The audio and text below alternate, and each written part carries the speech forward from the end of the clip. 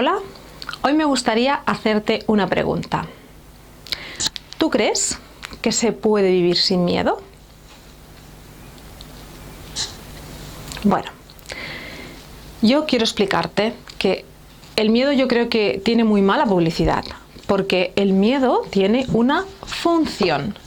Esta función es la de protegernos, es la de que si yo, por ejemplo, imagínate que no tienes miedo y ves que un coche, vas cruzando por la carretera y ves que un coche se acerca a toda velocidad. Si tú no tienes miedo, tu cabeza es que no reacciona, o sea, no reaccionarías, te quedarías tranquilamente y a lo mejor correrías el riesgo de morir atropellado o atropellada. Entonces, claro, en nuestros antepasados, pues si veían a un tigre o a un león que venía hacia ellos, pues claro, el miedo les hacía pues salir corriendo y asegurarse la supervivencia. Por lo tanto, el miedo es necesario para nuestra vida. El miedo es una emoción como cualquier otra, ¿vale? El problema del miedo es cuando se acumula, ¿no? Es la acumulación. ¿Y cómo se acumula el miedo? Bueno, pues se puede acumular a través del pensamiento. Nos pasamos un montón de rato, horas, días, semanas, años, pensando en cosas negativas o cosas que nos dan miedo. Además de pensar, cuando estamos con otras personas, pues vamos hablando del miedo. Y fíjate qué miedo tengo, porque mira lo que podría pasar y por qué, ¿no? Y entonces vas ahí hablando del miedo. Entonces el miedo es una emoción en la que no se ha de hablar, porque cuanto más hablas del miedo, es como si tuvieras una planta y la vas regando. ¿Tienes un pensamiento de miedo? Riegas el miedo. ¿Tienes una conversación con otra persona donde habláis sobre las cosas que os dan miedo? Vuelves a regar el miedo. ¿Qué pasa? Pues que al final tienes un miedo, ¿vale?, tan grande que te paraliza. Y este es el problema del miedo. ¿Qué pasa?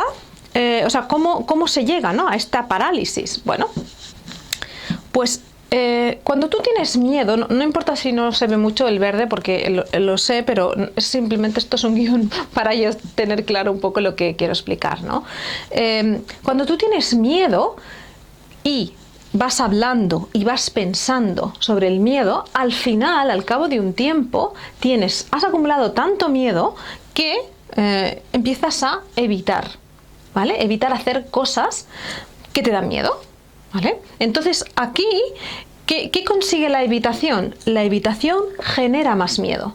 Entonces ya tienes una emoción que con el pensamiento haces que vayas a un comportamiento de evitación que vuelve a generar más miedo. Por lo tanto, has entrado en un círculo vicioso y acabas así, con el miedo encima tuyo, paralizada y sin poder hacer nada, ¿no? Sin poder afrontar nada.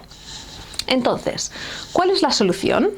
Bueno, la solución es empezar a tomar pequeños riesgos, ¿vale?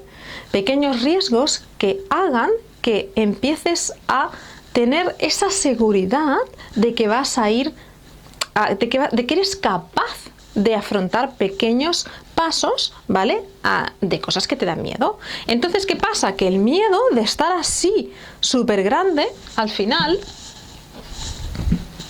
se convierte en algo pequeñito.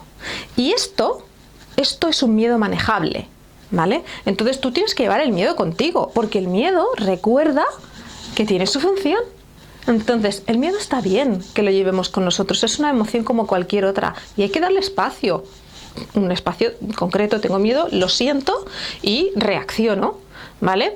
Pero no lo voy a alimentar ni con pensamientos, ni con el hablar de él, ni con evitaciones, ¿vale? Lo voy a mantener bajo control, asumiendo pequeños riesgos y afrontando cosas que me den miedo. Por ejemplo, si a mí me da miedo nadar, pues a lo mejor no me voy a tirar a la piscina el primer día que quiero afrontar mi miedo a nadar. No, o sea, yo tengo el miedo que está aquí, ¿vale? Y a lo mejor empiezo metiendo los pies y a lo mejor al siguiente día pues me meto en el agua hasta la cintura y a lo mejor el tercer día cojo una pala y pruebo a darle un poco a los pies.